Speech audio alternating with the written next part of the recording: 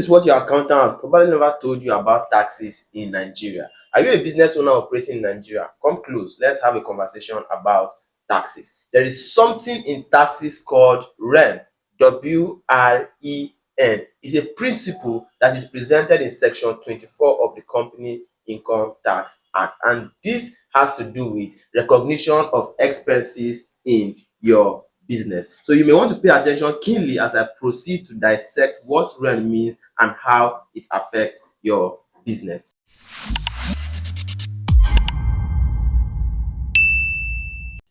The full meaning of WREN is wholly for the W, reasonably for the R, exclusive for the E, and necessary. So the tax law is saying when you are recognizing expenses in your business, they should tick or meet this particular WREN criteria. So most CEOs, most business owners tend to want to shoot up their expenses so that of course they can have lower taxes. That may be smart, but then the FIRS, of course, the tax authority will always come for you, because higher expenses don't always mean lower taxes. Let's take for instance the case of Chi Limited. Chi Limited versus FIRS. Chi Limited are the manufacturers of Hollandia and of course Chi Exotic.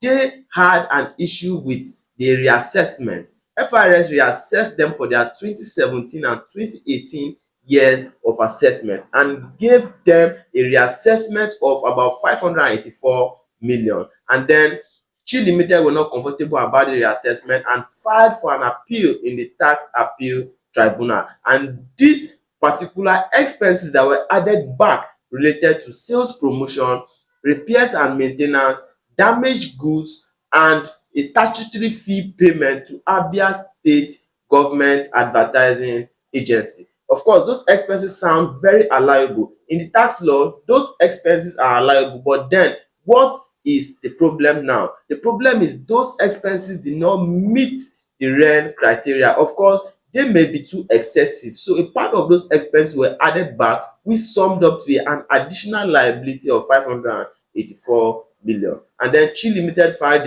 an appeal to the Tax Appeal Tribunal, and it was ruled that Chi Limited were not able to substantiate those expenses. Substantiate means they were communicating to Chi Limited that ledgers are not enough. What is ledgers?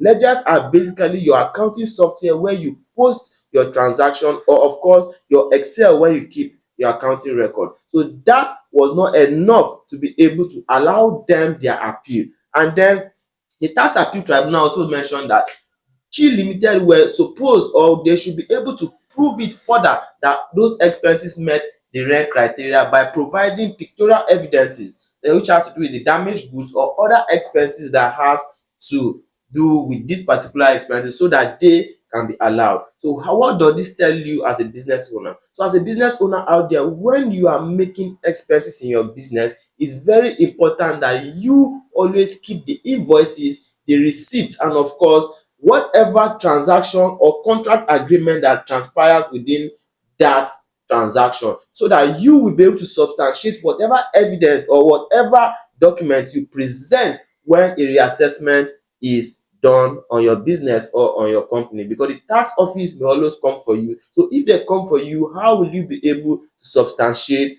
those expenses? And then if you are not able to substantiate it, of course they will be added back and taxed at the appropriate rate. So this WREN criteria was further streamlined in the new tax reform bill that has been signed by the President of Nigeria to take effect from 1st January 2026. So this is what the new tax reform bill says about the WREN principle. The new tax reform bill says what is reasonable and necessary to the business owner may not be reasonable and necessary to the tax authority. So what did they do? They now removed the reasonable and necessary from the WREN criteria, and now from 1st of January 2026 it will be presented as B, which is your expenses has to meet the wholly and exclusive criteria for it to be allowed. Of course, these expenses, like in the case of Chi Limited, were allowable expenses, of course, but then they were disallowed and added back because they were not able to substantiate those expenses with evidence enough for it to be allowed, of course, for tax purposes. So as a business owner, you may fall into the trap of always trying to shoot up your expenses so that you pay lower taxes. Of course, that may seem smart, but then when the tax office comes for you, you will pay an additional assessment, and of course with penalties for not paying for those expenses on time. So this is what happens if, as a business owner, you are not paying attention to some key areas that has to do with tax, or your accountant